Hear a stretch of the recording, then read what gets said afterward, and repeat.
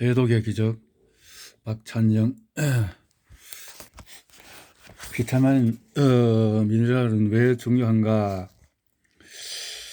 비타민은 과거 부영양소로 그래서 비타민 B 계열을 제외하고는 우리 몸에서 만들어지지 않기 때문에 반드시 음식으로 섭취해야 된다. 그런데 대부분의 비타민은 효소처럼 열에 약하여 음식에 익히면은 80%에서 90% 사라지게 된다. 여기서 문제가 있다는 거죠. 그래서 천연 비타민, 합성 비타민 같은 역할을 어떻게 정제 타입으로 갖고 있을 때는 인체가 흡수하는 데서 못한다는 거죠. 합성 비타민에는 음식에 들어있는 천연의 공동인자가 없기 때문이다.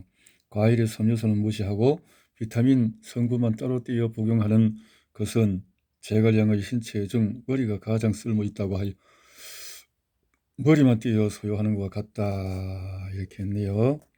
미네랄은 인체를 구성하는 성분의 4%밖에 되지 않지만 인체가 생명활동하는 데 있어서 아주 중요한 부분이다 라는 것이고,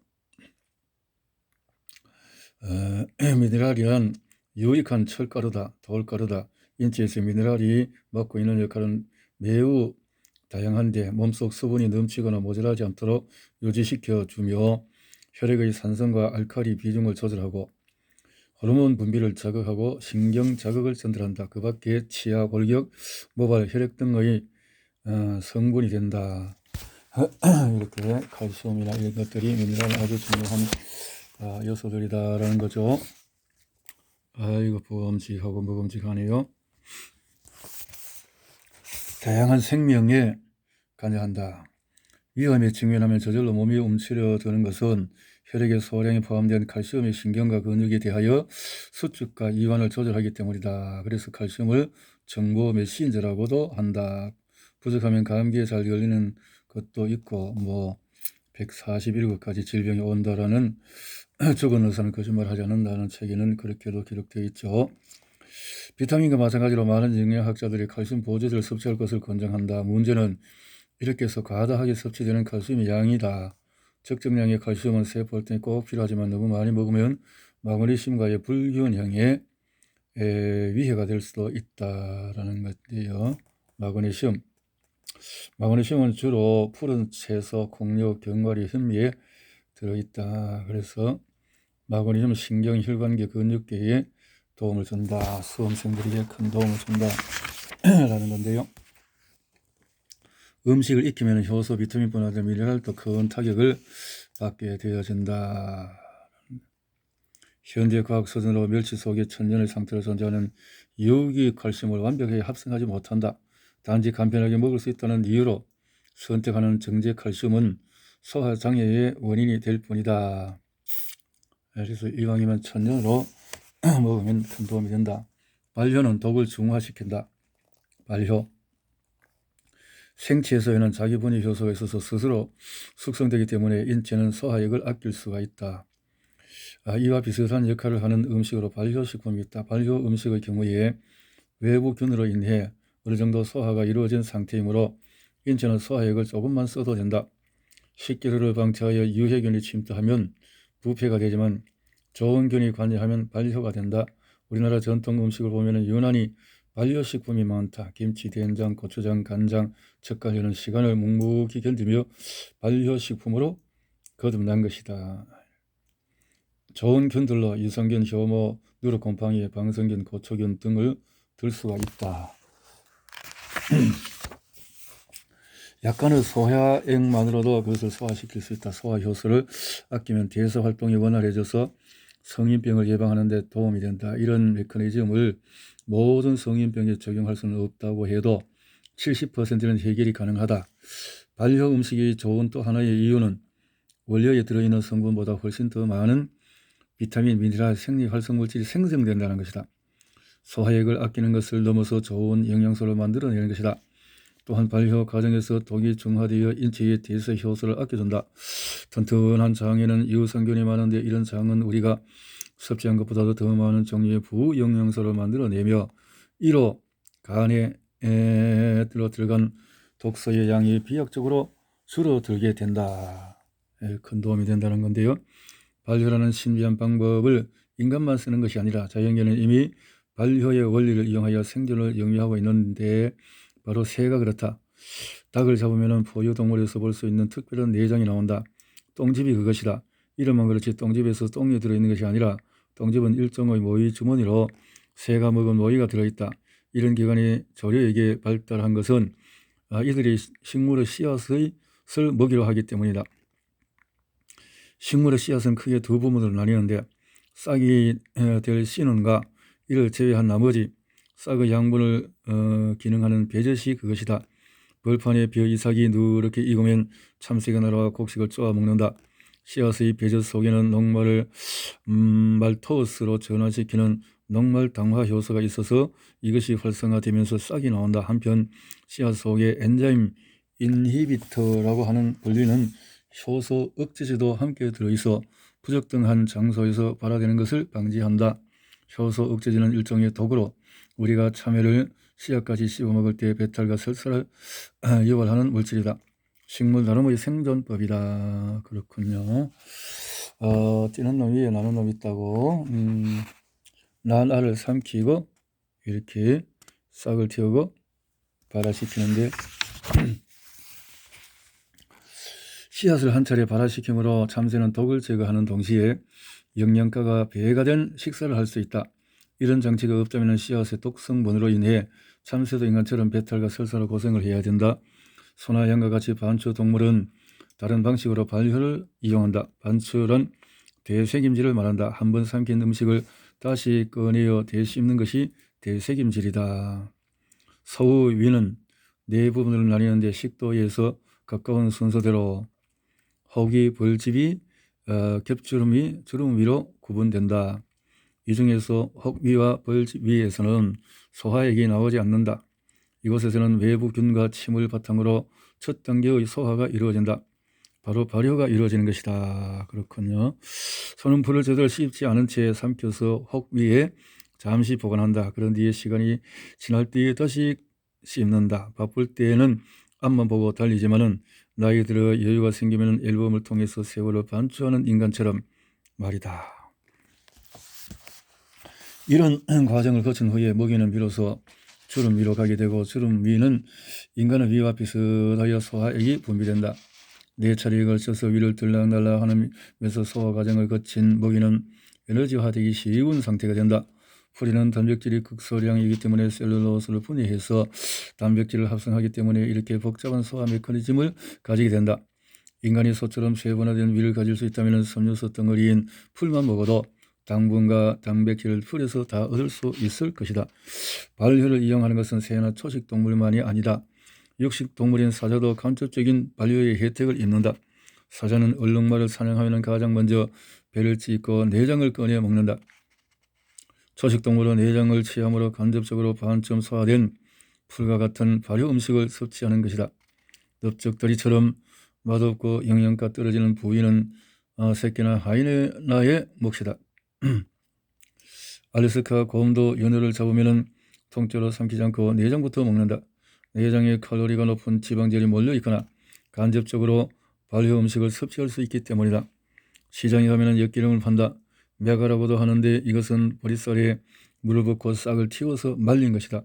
바짝 마른 씨앗일지라도 온도와 습도만 맞으면 씨앗의 배가 활성화된다.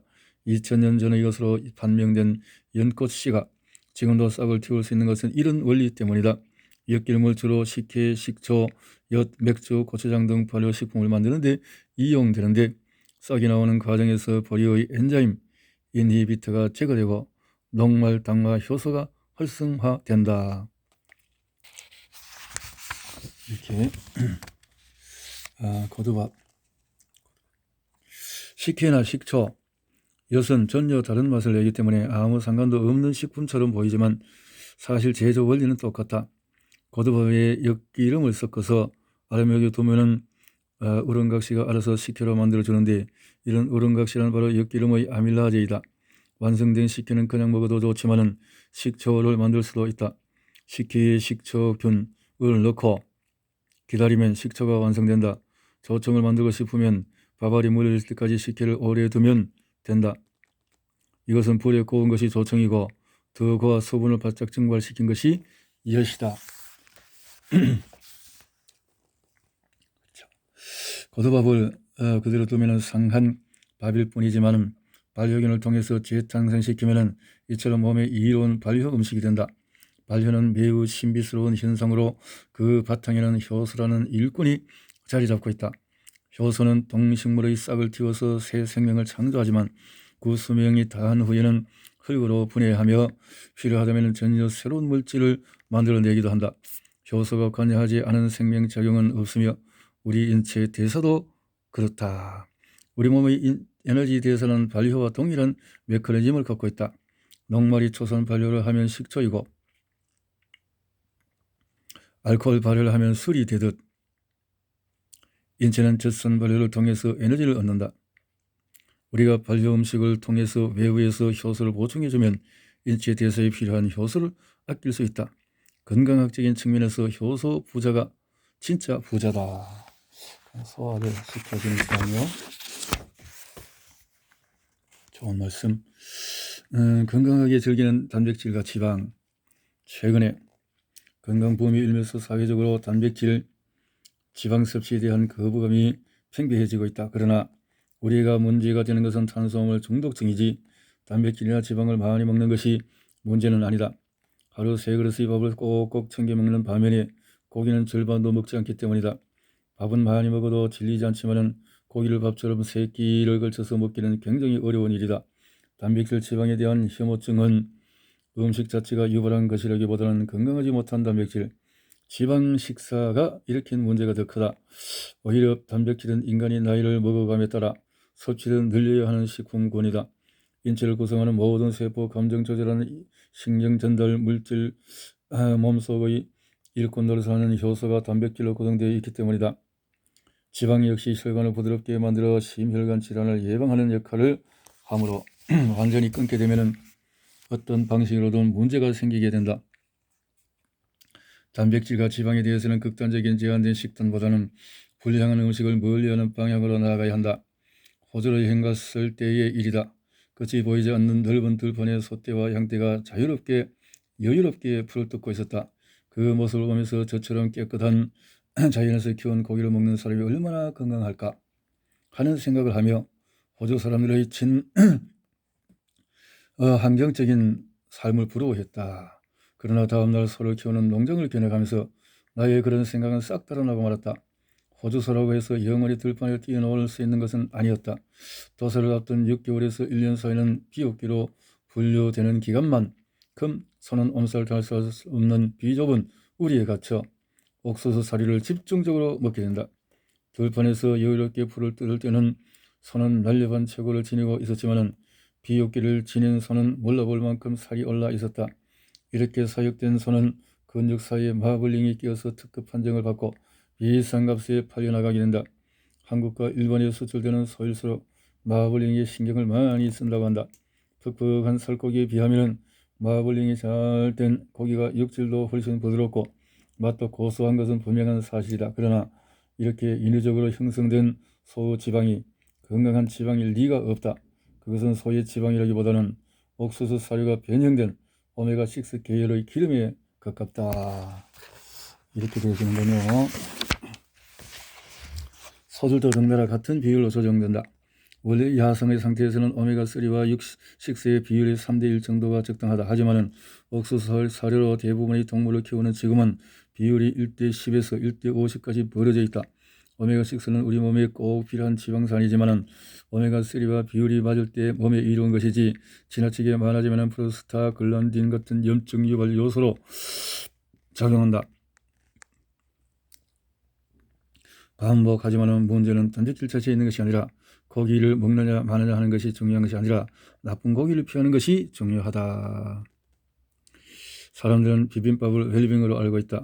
가전 채소가 들어가기 때문이다. 하지만 다양한 종류의 유기농 채소를 사용했다 해도 첨가하는 참기름과 고추장같이 기본 양념에 문제가 있다면 비빔밥은 좋은 음식이 될 수가 없다. 참기름은 참기를 볶은 후에 압착하여 만드는 식용유다. 참기름에는 리놀렌산과 리놀렌산이 들어있다. 리놀레산과 리놀렌산, 건강과 미용에 뛰어난 효과를 발휘하며 혈중 콜레스테롤 수치를 떨어뜨려서 동맥경화 예방에 도움이 된다. 특히 리놀레산은 스트레스에 대항하는 부신 포질 호르몬을 활발하게 분비시키는 기능, 시중에는 100% 옥배유의 참깨 향을 넣어 만든 막기름이 참기름이라는 이름으로 버젓이 유통되고 있다. 그런 또 문제가 있군요. 옥배유, 참깨 향을 넣어 만든 막기름이, 아이고 이거 큰일 났네. 이런 기름은 식재를 하기보다는 화학 첨가물이 들어간 오메가6 덩어리에 불과하다. 동물성 기름은 나쁘고 식물성 기름은 좋다는 식의 극단적인 평가도 지양되어야 한다. 동물성 기름을 구성하는 포화지방산의 경우 결코 몸에 이로운 지방은 아니다. 포화는 더 이상 수용할 수 없을 만큼 가득 찼다는 것이다.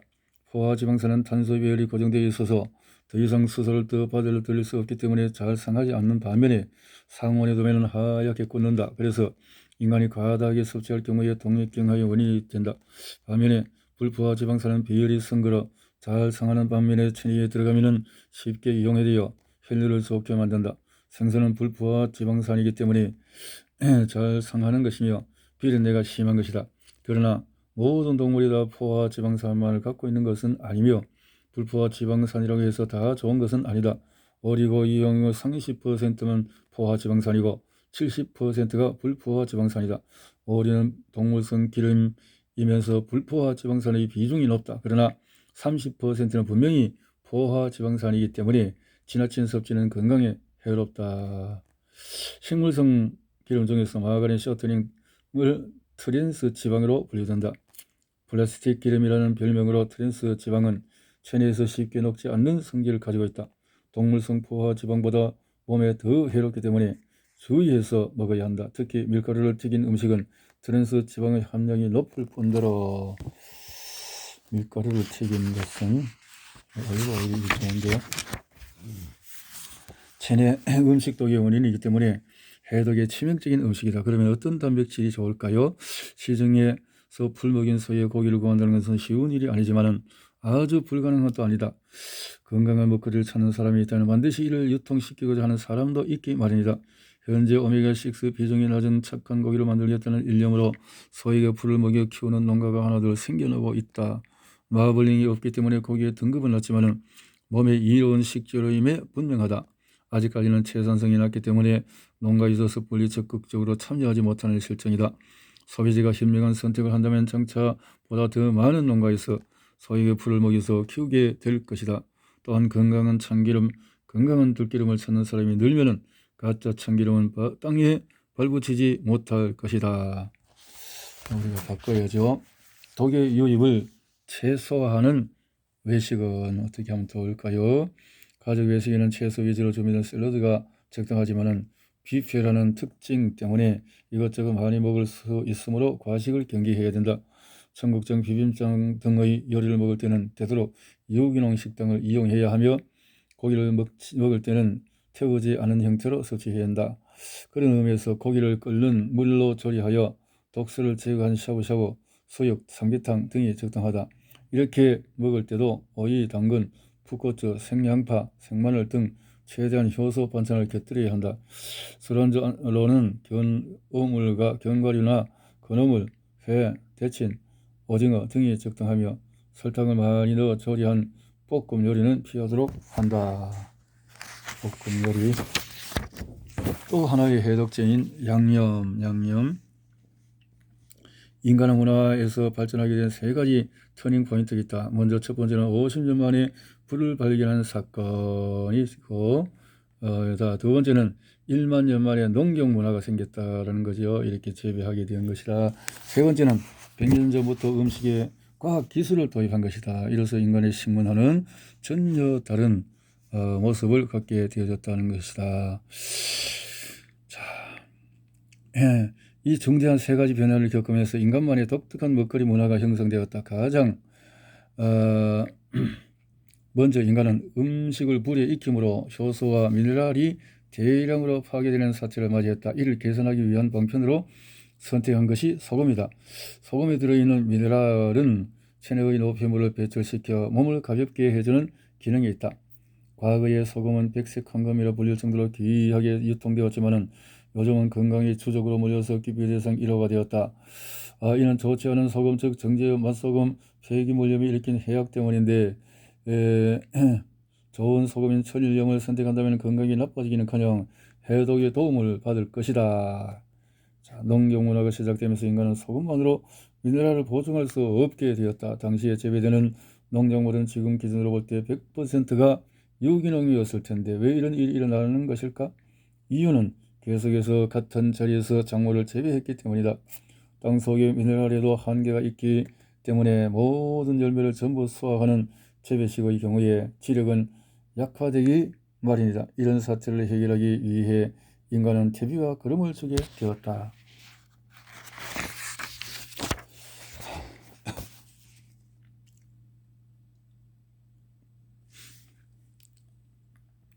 이것으로도 부족하다고 느끼자 드디어 인류는 음식의 발효를 적용하게 되었다. 김치는 우리나라의 대표적인 발효 음식이다. 김치는 배추가 지니지 못한 다양한 미네랄로 영양분을 포함하고 있다. 사스 급성 호흡기 증후군이 우리나라에서만큼은 맥을 못 춘 것도 발효 음식인 김치 덕분이라고 보고서가 있을 정도다. 콩을 발효한 간장과 된장 역시 콩에는 없는 아미노산, 당분, 유기산, 각종 비타민을 포함하고 있어 원재료를 능가하는 좋은 식품임을 알 수 있다. 이러한 양념을 통해서 인간은 원재료만으로는 느낄 수 없는 다양한 맛과 식감뿐만 아니라 재배식, 사육식, 화식 등을 통해 부족해진 부영양소도 함께 보충받을 수 있게 되었다. 인간의 양념 문화는 점점 다양해져서 음식 속의 특정한 성분을 추출하는 방법을 사용하게 되었다. 최근에는 음식의 장기 보관을 용이하게 하고 맛과 향, 색을 증대시키기 위해서 자연계에는 존재하지 않는 여러가지 화학 첨가물을 사용하게 되었다. 이상의 변화로 미뤄볼 때 화식과 재배 식량의 영양 부족을 메우기 위해서 하나둘 첨가해온 것이 양념의 본질적인 의미라고 할 수 있다. 보통 한 접시의 요리가 식탁에 오르기 위해서는 다음 요소들이 합쳐져야 한다. 재료, 양념, 색과 향이 강한 채소는 파이토케미컬이라고 신비한 물질을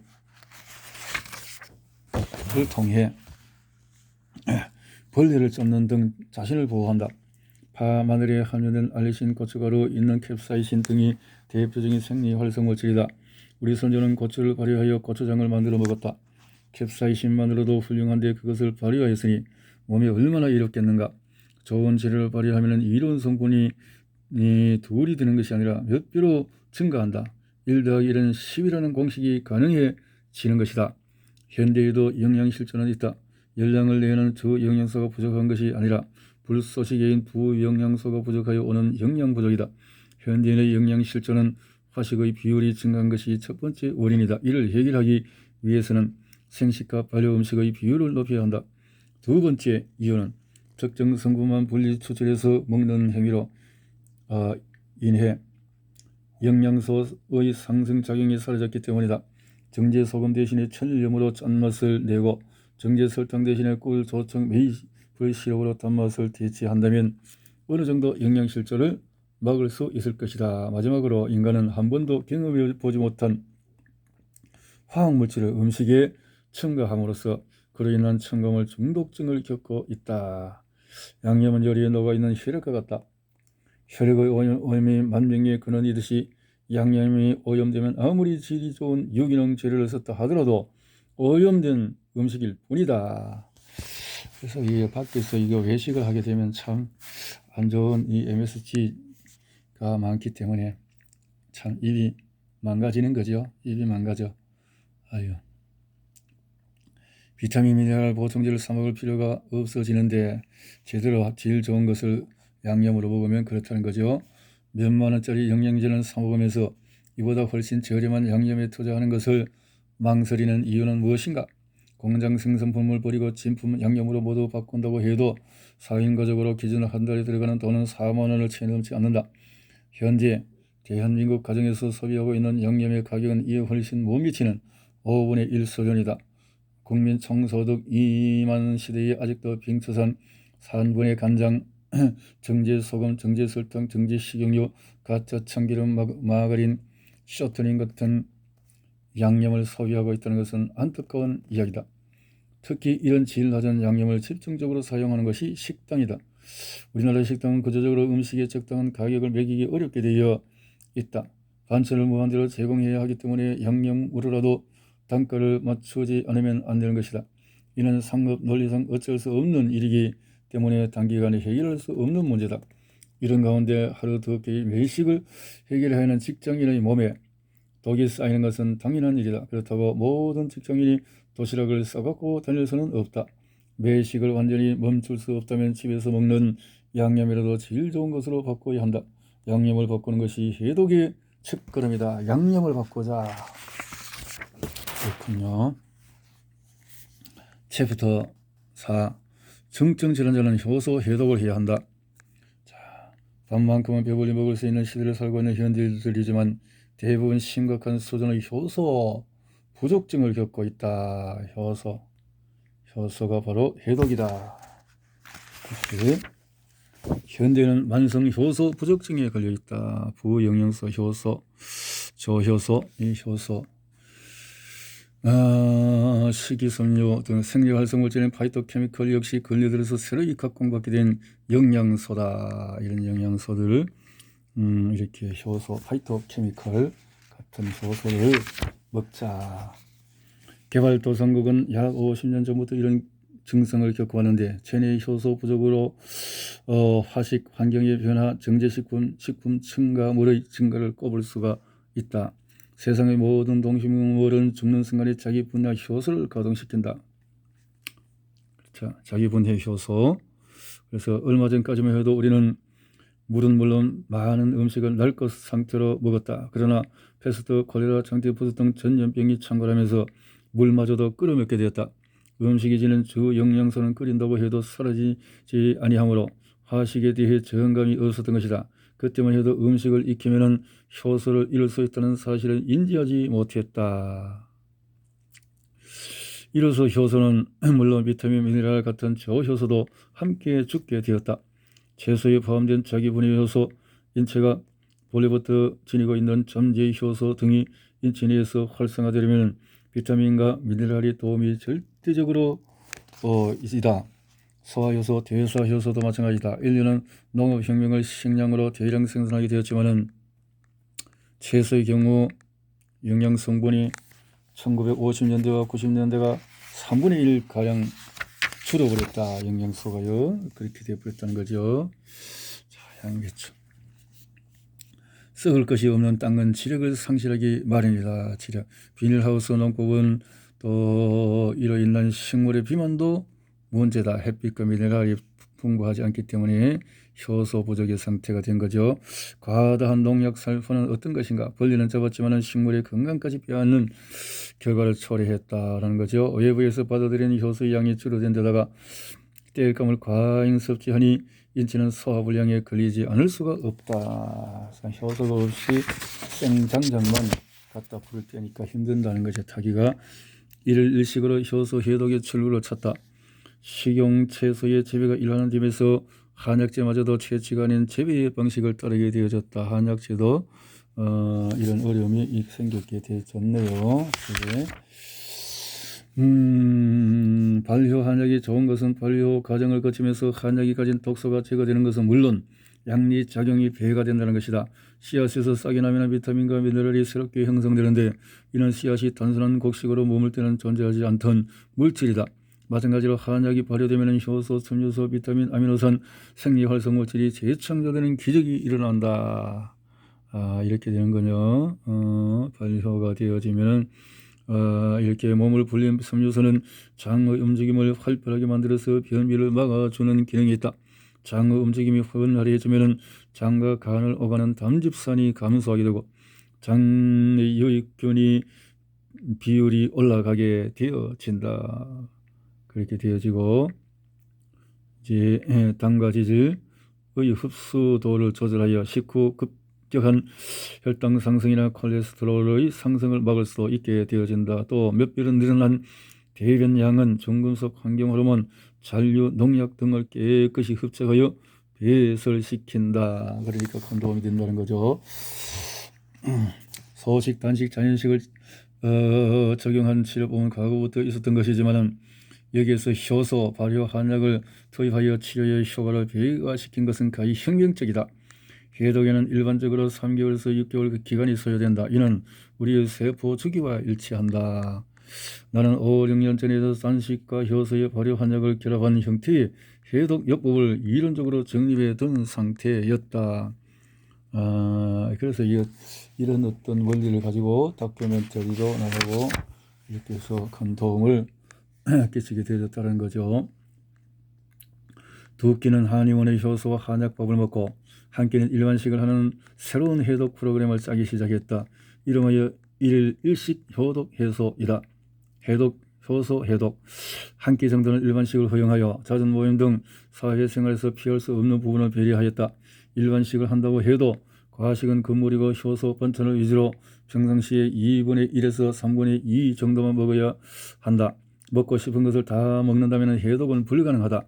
나머지 두 끼는 효소 대체적을 통해 효소를 대량 투입하는 한편 소화 기능을 중단하여 인체가 물질 대사에 집중하도록 만들어야 한다. 그래서 일일 일식 해독. 해독할 때는 물 마시는 법은 갈증을 느끼기 전에 마셔야 한다. 식전 30분에 마신다. 하루 적정 수분 섭취량은 8컵이다. 맹물이 지겹다면 따뜻한 발효차의 형태로 마시는 것도 도움이 된다. 효소 단식 해독 비우고 새로 채우기. 인류는 소화관이 있는 한 결코 스스로 신이라고 착각하지 않을 것이다. 니체의 말이다. 배고프다는 느낌, 화장실에 가고 싶다는 느낌은 인간을 경하게 만든다.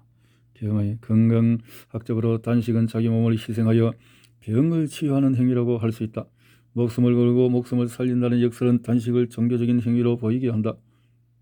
단식. 단식의 두 번째 목적은 노폐물 자체를 땔감으로 사용하는 것에 있다. 세 번째는 음식 도구의 유입을 중단하는 것에 있다. 이런 것 때문에 의욕적으로 단식을 격려하는 해독 프로그램을 구성을 했다라는 거고요. 전신해독과 부분해독을 하는데, 부분해독의 경우에 증상이 가벼운 1, 2단계 환자에게 적용해서 부분해독은 하루에 2끼만 먹고 한 끼는 절식하게 된다. 해독 식단의 기본은 탄수화물 제한식이다. 탄수화물 제한. 계란을 고를 때도 무항생제, 유정란을 먹도록 하고, 부분 해독에 비해서 전신 해독은 치료 개념이다. 3단계 이상의 환자에게 주로 적용하는데 효소 선식을 기본으로 6가지 이상의 고기능성 효소와 발효 한약이 투여된다.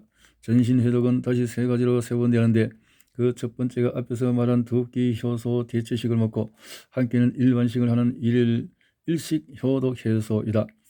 효소 해독이 필요한 환자는 3단계에서 5단계라고 보면 되는데 내원하는 환자 70%가 이에 해당한다. 두 번째 전신 해독이 효소 단식 해독이다. 맨 처음 구성했던 해독 프로그램이지만 현실적으로 문제로 사정되다시피 했다. 그러나 증상이 심한 5단계 후반의 환자, 고혈당, 고도 비만 환자인 경우에 이 프로그램이 아니면 방법이 없을 수도 있다. 완전히 일반식을 끊고 효소 대체식만으로 치료를 진행하는 것이다. 단식을 적용한다는 것만큼 응급 상황이라는 뜻이다. 전체 환자 중에 10%가 이에 해당한다. 당뇨병, 합병증 등 파킨슨, 치매, 암을 확정받은 환자의 경우에 6단계에 해당하는 환자에게 집중해독한다. 전신해독의 세 번째 프로그램인 집중해독은 효소 단식 해독을 기본으로 효소와 발효 한약의 투여량을 대폭적으로 늘린다. 이렇게 해서 큰 도움을 줄 수가 있다는 거죠. 난치성 질환의 경우에 근본적인 체성과 변화에 선행되어야 하므로 해독 기간도 그만큼 늘어날 수밖에 없다. 사정이 이런데도 약만 먹으면 쉽게 나을 수 있을 방법을 선택한다. 그러나 약 매달로 금방 병이 낫는 기적은 세상에 어디에도 일어나지가 않는다. 해독 프로그램을 통해서 이런 체계를 통해서 의사로서 마음고생이 적지 않았다. 그동안은 효소와 발효, 단식, 소식, 자연식의 가치를 알고 있는 사람이 많지 않았기 때문에 진심으로 이런 방법을 권해도 반응이 신통치 않았다. 그러나 방송에 나가서 해독의 중요성을 알리게 된 후에 환자의 태도가 덜 변했다. 똑같은 사람인데 마치 다른 별에서 온 것 같아. 죽으라면 죽는 신앙도 하겠다고 하니 이게 무슨 일인가 싶다. 중요한 것은 모든 병이 그렇지만 치료의 힘은 환자의 믿음에서 나온다. 나을 거라는 믿음으로 치료에 임하는 것과 성의 없이 참여하는 것은 근본적으로 다르다. 방송에 나간 후에 우리 한의원은 많을 때는 하루에 3,000통까지 전화가 걸려온다. 이렇게 많은 사람들이 찾아오게 됐다는 거죠. 효소 대치식 중 나타날 수 있는 호전 반응은 자, 두통, 먹힘, 수족냉증, 구토, 메스꺼움, 발진, 가려움, 두드럼, 통증 등등 이런 것들이 과민 반응으로 일어날 수가 있다는 거고요. 복부 팽망도 있고 이제 이렇게 감량 속도가 늦기도 하고 단 것이 당기기도 하고 다양한 것을 상황에 따라서 맞추어서 나가야 해야 해독을 해야 될 것이다. 어선트 해독에 들어가는 효소와 발효 한약은 전신 해독에 들어가면 효소 대체식으로 효소 선식을 먹게 된다. 대체 효소 선식은 어떤 것이며 시중에서 판매하는 선식, 생식 등과 어떤 차이가 있을까? 식품을 익히지 않은 상태에서 날 것으로 먹는 생식은 효소, 비타민, 미네랄을 온전하게 보존할 수 있기 때문에 최근 몇 년 사이에 건강식품으로 각광받아왔다. 화식으로 인해서 효소 부족증을 앓고 있는 현대인으로서는 고무적인 방법이라고 할 수 있다. 그러나 익히지 않은 곡물을 갈아서 생식으로 먹을 경우는 적지 않은 위험이 따른다. 시중에서 판매되는 생식 제품의 경우에 대개가 곡물을 바탕으로 한다.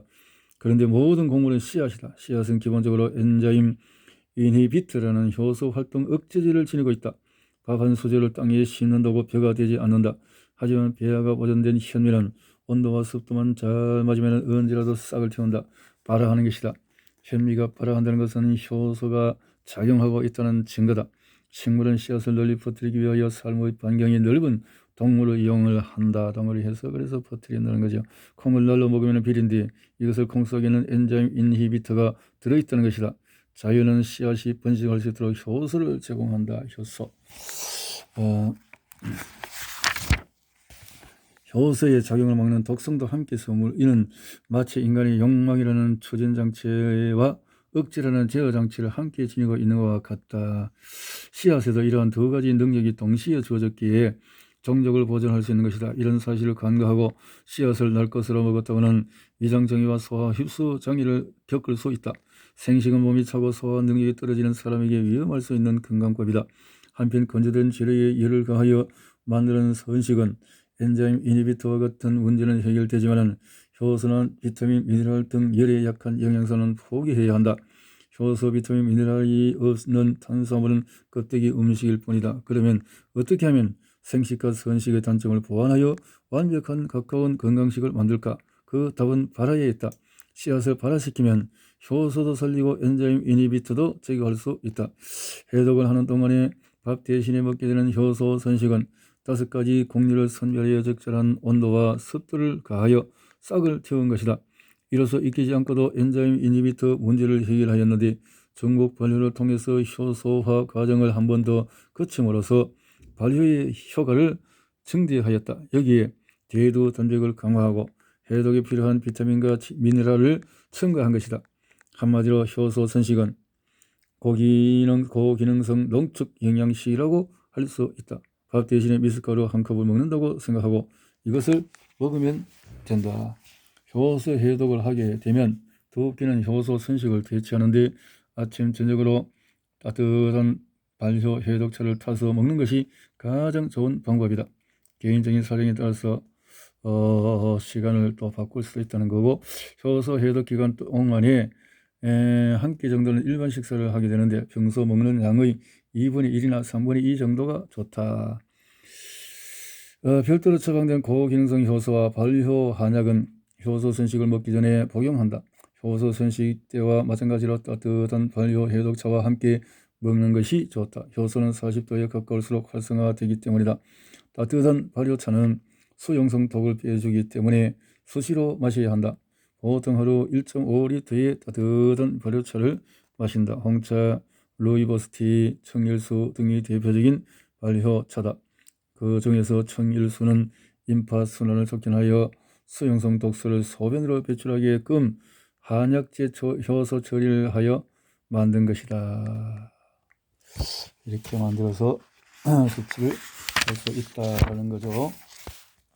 먹도록 한다. 절식 기간에도 안 먹는 것은 상관이 없는 음식이지만 정신적인 차원에서 위안을 주는 것이다. 해독이란 낡고 더럽고 병든 세포를 건강한 세포로 교환하는 작업이다. 효소차를 이렇게 마시고 할 필요가 있다. 자, 효소.